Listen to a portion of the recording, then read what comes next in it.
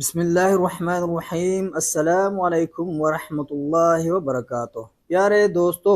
اگر کسی ویران جگہ سے ایک لاش ملے اور کوئی نہ جانتا ہو کہ وہ مسلمان ہے یا نہیں، تو کیا اس کا جنازہ پڑھا جائے گا؟ اگر حادثے میں صرف جسم کے چند حصے ملے تو کیا غسل ہوگا؟ اور کیا آپ کو میت کو غسل دینے کا صحیح مسنون طریقہ معلوم ہے؟ آج کی ویڈیو میں صحیح احادیث اور معتبر فقہی دلائل کے ساتھ ان تمام اہم سوالات کے جواب جانیں۔ آخر تک ضرور دیکھیں۔ غیر معروف لاش یا چند ٹکڑوں کا حکم۔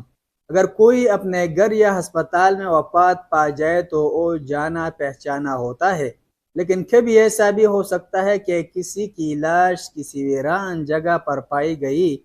اور قرب و جوار کے لوگوں میں سے اسے جانتا بھی کوئی نہ ہو،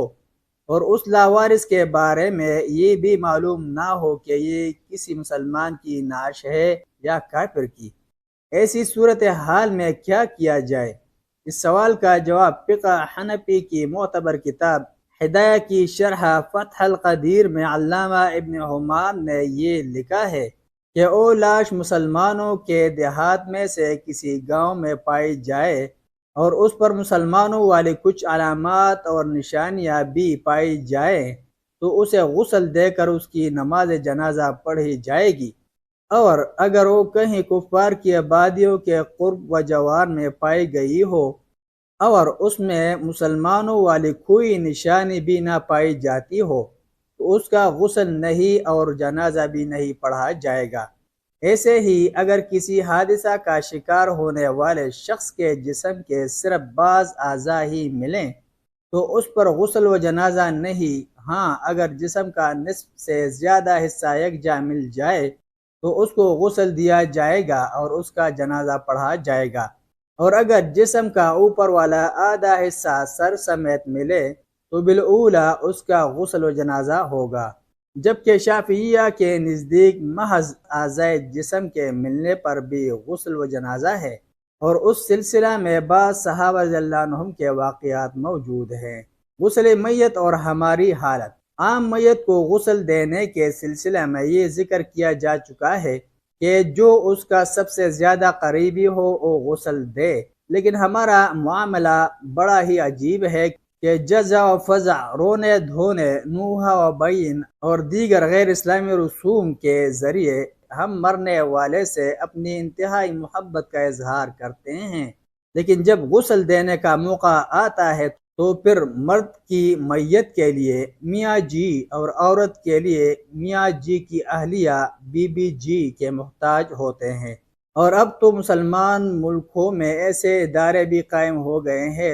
جو معاوضہ لے کر میت کے غسل کی ذمہ داری نبھا جاتے ہیں، جبکہ بعض لوگ ایسے بھی ہوتے ہیں کہ وہ اس فریضہ کو خود ادا تو کرنا چاہتے ہیں مگر اس کے طریقہ سے ناواقف ہوتے ہیں، حالانکہ یہ غسل اور کفن و دفن ابو البشر حضرت آدم علیہ السلام سے شروع ہے، جیسا کہ زوائد مسند احمد اور مستدرک حاکم میں حضرت ابی بن کعب رضی اللہ عنہ سے موقوفاً اور مصنف عبد الرزاق و نصب الرعیہ میں مرفوعاً مروی ہے کہ حضرت آدم علیہ السلام کی روح قبض کرنے کے بعد فرشتوں نے انہیں غسل دیا، کفنایا، خوشبو لگائی، لحد والی قبر کھودی، ان کی نماز جنازہ پڑھی، پھر ان کی قبر میں داخل ہو کر انہیں قبر میں رکھا اور لحد کو اینٹوں سے بند کیا، پھر قبر سے باہر آ کر مٹی ڈال دی اور کہا، یا بنی آدم ہذہ سنتکم، اے بنی آدم تمہارے لیے میت کو دفنانے کا یہ طریقہ ہے۔ غسل میت کا مسنون طریقہ۔ میت کو غسل دینے کا طریقہ بتانے والی سب سے صحیح اور مشہور حدیث حضرت ام عطیہ رضی اللہ عنہا سے مروی ہے، جس پر تمام ائمہ کا عمل ہے، چنانچہ صحیح بخاری و مسلم، سنن اربعہ اور مسند احمد و بہیقی میں وہ فرماتی ہیں کہ ہم نبی صلی اللہ علیہ وسلم کی صاحبزادی حضرت زینب رضی اللہ عنہا کو غسل دے رہی تھی، آپ صلی اللہ علیہ وسلم ہمارے پاس تشریف لائے اور فرمایا، اس کو پانی اور بھیری کے پتوں سے 3 5 یا اس سے زیادہ مرتبہ غسل دو اور آخری غسل میں تھوڑا سا کافور بھی ملا لو، اور جب تم غسل سے فارغ ہو جاؤ تو مجھے اطلاع دو۔ چنانچہ ہم نے غسل سے فارغ ہو کر آپ صلی اللہ علیہ وسلم کو اطلاع پہنچائی۔ آپ صلی اللہ علیہ وسلم نے ہماری طرف اپنی باندھنے والی چادر پھینکی اور فرمایا،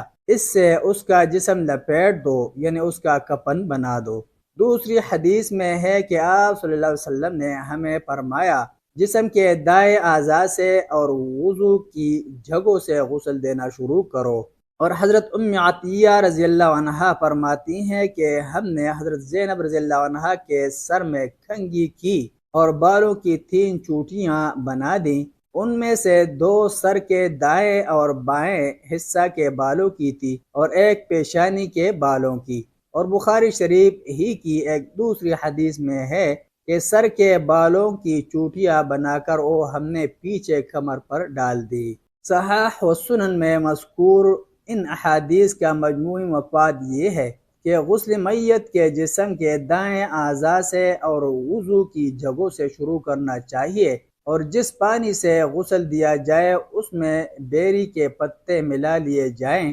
3، 5 اور بوقت ضرورت اس سے بھی زیادہ مرتبہ غسل دیا جائے، مگر طاق مرتبہ ہو، جیسا کہ مذکورہ حدیث کے الفاظ 3 یا 5 سے پتہ چلتا ہے۔ اور بخاری شریف میں ہی حضرت حفصہ رضی اللہ عنہا کی روایت میں بھی یہی مذکور ہے۔ آخری غسل میں کافور کا استعمال کیا جائے، عورت کے سر کے بالوں کو کھول کر دھویا جائے، انہیں کنگھا کیا جائے اور 3 چوٹیاں بنا کر انہیں سر کے پیچھے کمر پر ڈال دیا جائے۔ مالکیہ، شافعیہ، حنابلہ اور تمام محدثین کرام کا مسلک تو یہی ہے، جبکہ احناف کے نزدیک عورت کے بالوں کو دونوں کندھوں کے اوپر سے سینے پر ڈال دینا مستحب ہے۔ ان کا کہنا ہے کہ چوٹیاں بنانا اور پیچھے ڈال دینا حضرت ام عطیہ رضی اللہ عنہا کا اپنا عمل ہے، جس سے یہ معلوم نہیں ہوتا کہ نبی صلی اللہ علیہ وسلم نے انہیں ایسا کرنے کا حکم فرمایا تھا۔ اور دوسرے ائمہ و فقہا اور محدثین کا کہنا ہے